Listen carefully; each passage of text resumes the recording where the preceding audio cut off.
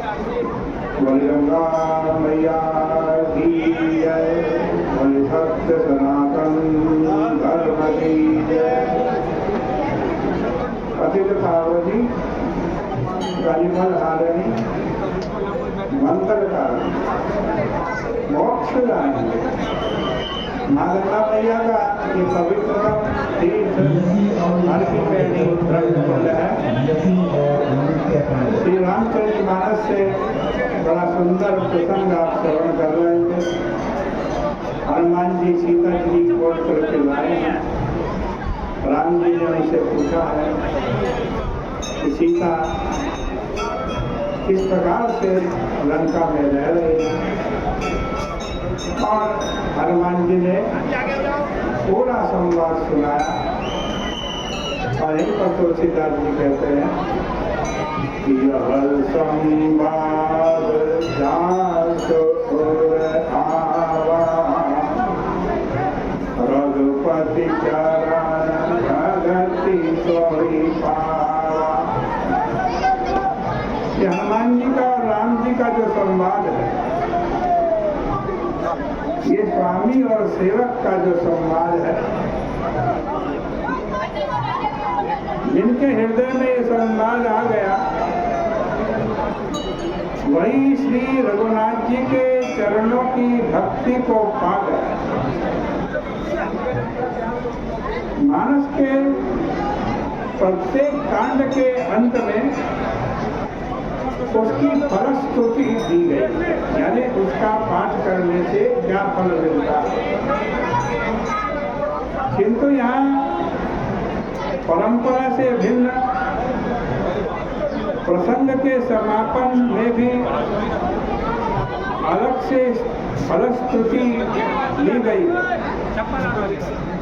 ऐसा गौरव मानस के गिने चुने प्रसंगों को ही प्राप्त है।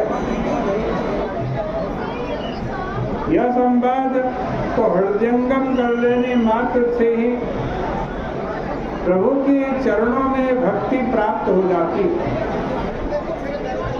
ऐसा इस प्रसंग में बताया गया है। इस संवाद में ऐसी कौन सी विलक्षणता है जिसके कारण इसको ऐसा गौरव प्राप्त हुआ। इस संवाद का श्री गणेश प्रभु के इस कथन से प्रारंभ होता है कि लंका में मैथिली किस प्रकार से अपने प्राणों की रक्षा कर रही। आंजनेय के द्वारा दिया गया उत्तर ही भक्ति के साधन पक्ष को प्रकट करता है। लंका के प्रतिकूल वातावरण में मैथिली निरंतर प्रभु का जाप कर रही है। भगवान नाम का आश्रय ही भक्ति साधन का सर्वस्व। यद्यपि यह नाम जप किसी भी प्रकार से क्यों न हो, इसका परिणाम कल्याणकारी होता। और प्रस्तुत प्रसंग में जप का सर्वश्रेष्ठ स्वरूप क्या हो सकता है, इसे समझाया गया है। हम सब भगवान का जप करते हैं, माला फेरते हैं, लेकिन उस माला फेरने का, उस जप का सर्वश्रेष्ठ स्वरूप क्या है, ये यहाँ पर पता चलता है। देखो, आप जप करें, जब बहुत अच्छी बात है। नाम जपत मंगल दिशि दशा। भगवान का नाम जपोगे तो दसों दिशाओं से मंगल ही मंगल होगा, कल्याण ही कल्याण होगा। लेकिन जप के साथ साथ उसका अर्थ भी यदि चिंतन किया जाए, जो आप जप कर रहे हो उसका अर्थ भी यदि चिंतन किया जाए, तो यह जप की पद्धति का सांगोपांग निर्वाह माना जा सकता है। देखो, पतंजलि योग दर्शन में इसका वर्णन आया। कहा जब जप करो तो अर्थ के साथ करो। लिखा जपस तदर्थम भावना, जप करो उसके अर्थ की भी भावना करो। इस अर्थ भावना में ही ध्यान का समावेश हो जाता है। जब आप मंत्र का जप करोगे और जप का अर्थ भी आपको आएगा, तब क्या होगा? तब आपका ध्यान भी होगा, ध्यान भी आ जाएगा। जप के साथ साथ भगवान का ध्यान भी हो रहा।